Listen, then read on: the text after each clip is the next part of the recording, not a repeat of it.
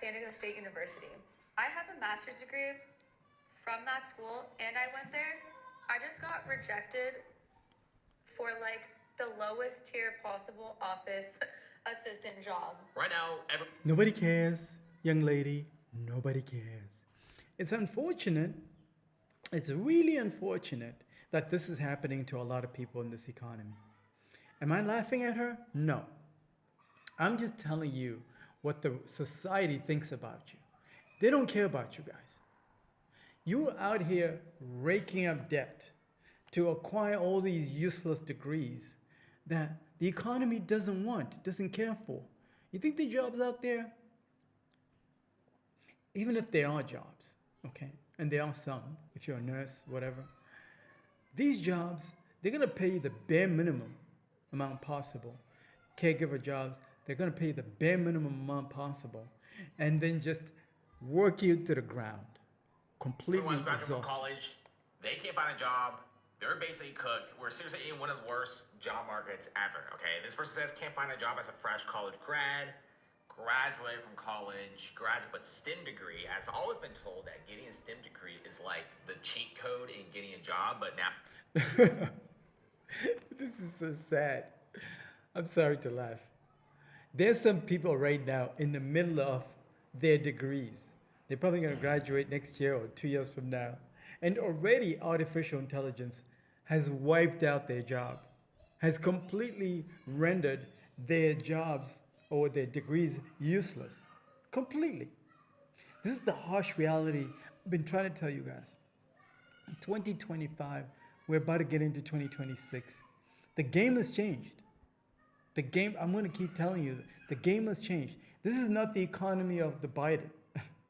The Biden, man, Biden, like, we starting to accept, a lot of people are starting to accept that. Biden hooked us up, man. Biden really hooked us up. But this new administration is no joke. They're not playing. They're gutting everything. feels lied to. Apply for so many positions, and literally even positions have nothing to do with this guy's field and couldn't get anything. Was warned by professors that finding a job would be difficult with lots of rejections, but didn't really see it to be this bad. I mean, people are saying that if you take away the AI growth, it's like some 2008 type deal. You know, right now people are saying that their degree is basically worthless. You know, this person says can't get a job post college. Graduated college about 3 months ago from the University of Arkansas, major in advertising and public relations with a See, why even get a degree in that? Okay, let's fast forward a little bit. I want to hear what this young lady's talking about. Oh, got a young lady here who's very pissed off. In journalism, mind you, I've gotten laid off not once, not twice, but 3 times in the span of 2 years. 3 times So in if 2 you're years. feeling behind, just know you're not alone. How to kill mosquitoes in Young lady, nobody cares. Nobody cares. Nobody cares. Let me skip this ad. It's unfortunate. She got the wrong degree. We're all cooked. Degree in software engineering is not what it used to be. 4 or 5 years ago, when your great aunt asked you what you were going to major in college, and you said software engineering, and she replied, "Oh, you'll always have a job with that major." My husband helps a lot of recent college grads land roles in tech, and what he's seeing over and over again is engineering students transitioning to something like tech sales. Reason being, a lot of college programs for engineering are not as rigorous as they used to be. This is why I stopped listening to average people with average advice. I do my own due diligence, and when I do my own due diligence, I compare and contrast with what's going on in society and the economy. Then I come up with my own conclusions, and this is the only way you're going to win in this new economy. Because this is late stage capitalism that we're going through right now. And if you don't understand that you need to start playing by different rules, you're going to get jammed up out here. You're going to suffer. Which means that grads are graduating without the competency to excel in an entry-level software engineering job. On top of that, a lot of their work is getting automated by AI. And then what he actually sees most commonly is people come to terms with the reality that being a software engineer is long, 10-hour days, minimal human involvement, fixing back-end code in some company's security software. If that's your jam, that's awesome. Software engineering could be a great role for you. But if that sounds like your worst nightmare, then it might be time to pivot. What's cool is sales is a great way to get that human involvement, but then still have a foundation in tech, which for a lot of people, that's why they were interested in software to begin with. Do you see the pattern here? The pattern here is if all else fails, lean into sales skills. Because AI cannot compete with a human being when it comes to sales. There's no way a software can sell me on anything. It has to be a human being that sells me on something. We make purchasing decisions based on what somebody that we know, like, and trust tells us. So we identify somebody that we know, we like, we trust. We do our research on that person. Then we make a purchase. We make a purchasing decision. But a lot of people don't want to do the hard part, which is learning sales skills. I've been trying to tell you guys, learn sales skills for a long time on this channel, but a lot of you are still not listening. You're going to find out the hard way. You're seeing this. She just said a bunch of engineering students are all going into tech sales because there's a lot of demand in sales, because a lot of people don't want to learn sales. So if you are trying to start your home care business, focus on the sales skills more than anything. So I'm not going to play the whole video because I don't want to bore you with all this, but I got very curious. How much is an average degree? Let me go to ChatGPT because I asked it. I asked ChatGPT here. How much is the average cost to acquire a nursing degree in the state of Ohio? Because I've spoken to a lot of you guys in Ohio, so I know you guys can relate to this. I was blown away at how much it costs to get a nursing degree in Ohio. Look at the costs. Average $182 per semester hour. $182 per semester hour, so almost $183. On the low end, you are looking at 16,000, and that's the range, 23,000, all the way up to 66,000. Oh, look at these numbers. Oh my God, look at these numbers. Jeez, look at that, look at that. I know some of you will say, yeah, Mufaro, Mr. Chibore, it justifies me spending, let's say 23,000, 24,000 a year, because I'm going to be making, say, I don't know, 80 grand a year or 90 grand a year as a nurse at the local hospital over there in Columbus, the big hospital in Columbus. Okay, let's break it down a little bit. You spend 24,000 per year, okay, to acquire a piece of paper that only to get the privilege to go get abused at that hospital. They're going to take away your time. They're going to tell you when to come in, when to go home. They're going to tell you when to take a vacation. They're going to tell you when to breathe. You can't even hang out with your kids. You can't even hang out with your friends. They're controlling your time. So you're spending all this money to go acquire a piece of paper, to go work for people that are going to completely dominate your time. Time is something that you guys have to value way more than money. Time is a finite resource. You cannot afford to waste time. So, I understand the justification of spending this kind of money, but that's the old way of thinking. That's the old way of thinking. There are already, like so many nurses on the market over there in Ohio. So many of them. Almost every single immigrant that I know, and I'm an immigrant, almost every single immigrant that I know knows somebody, their cousin, their sibling, their sister, brother, who's a nurse. So there's enough of us already. So if you try and go this path where you're spending all this money to get this degree, you might find a job, you might not. But let's say you're one of the lucky few that finds a job at these fancy hospitals and you're making good salary. You're sacrificing your time, energy, which is very finite and is very precious. That's what you're sacrificing. When you can take just 10 grand,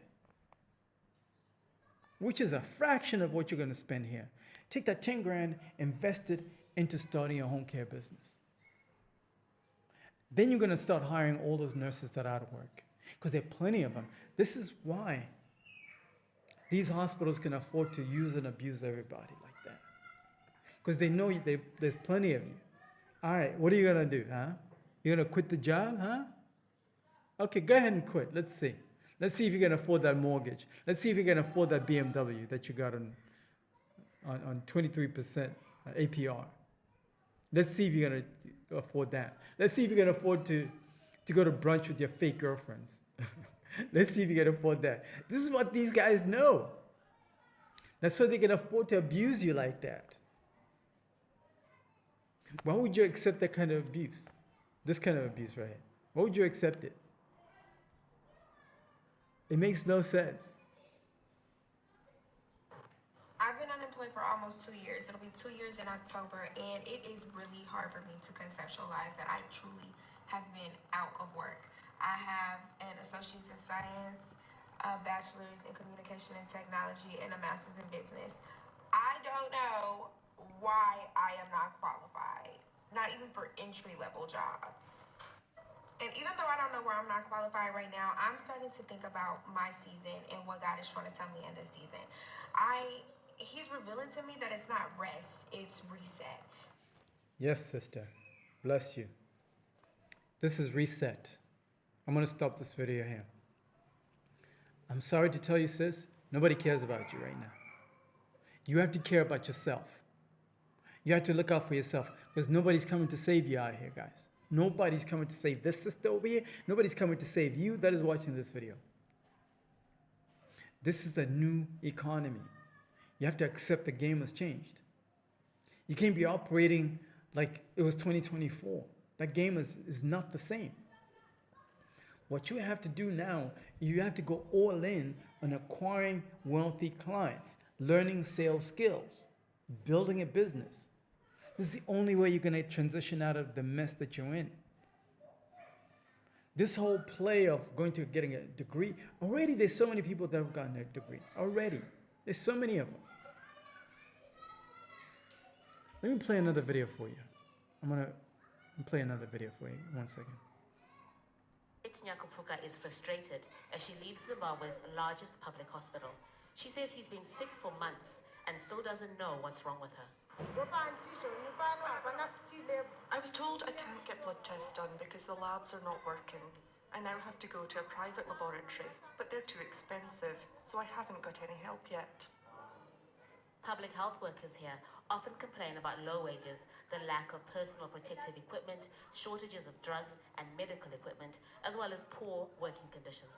Some of the medical awards, you can have 2 nurses nursing 40 patients, nursing 30 patients, which is not the correct nurse-patient ratio. And this will lead to burnout of the nurses. So the nurses that are in the hospital right now, they are tired, they've got a burnout, and they wish also to leave. And what is going to happen tomorrow? Does this sound familiar, guys? Does this sound familiar? Burnout, dealing with too many patients. This is the hospital that I was born in. Back in the 80s. I was born in this hospital. And already there's nurses that are burning out in this place. So I've seen this game play out. And this is what's happening in the United States. Of course, it hasn't gotten to this stage yet where, people are dealing with 40 patients, 50 patients. But when I'm talking to you, a lot of you guys, already you're burnt out at 11, 12. Wait till the corporate overloads dump 30. Because they're going to keep piling those patients on you. You think they care? No, they don't care. You're just a number on the spreadsheet. That's what you are. But you can change all of that and not get burnt out. Like these guys right here, these nurses right here in the third world country. By the way, just because this hospital is struggling There are better hospitals now in Africa. The healthcare is nice if you got money. So what you're seeing right now, this video came out 3 years ago. So there are still hospitals like this one that are struggling all over Africa. But there are also private hospitals and private clinics. And those nurses in there, they're coasting. They got a smile on their face. They're good. They drive luxury cars. What I'm trying to explain to you guys is that you need to start your own business and go after your own private paying clients, the wealthy clients. Learn sales skills so you can be able to acquire and command the rates that you deserve. Or you need to start with like two to three wealthy clients first. You don't need 40. 2 to 3 wealthy clients. You charge them your rates that you deserve, and you're good. And you charge, and then you hire, caregivers and nurses that are already out of work. Instead of going to acquire degrees and wasting time. This is not the season for wasting time, guys. This is a season for making things happen. If you're ready to work with the best, schedule time. Put a link in the description of this video. Schedule time. I'll coach you all the way through your application process, your sales training, how to look for wealthy clients, and all of this. So you don't end up like this, because already the United States is starting to look like Zimbabwe. It's crazy.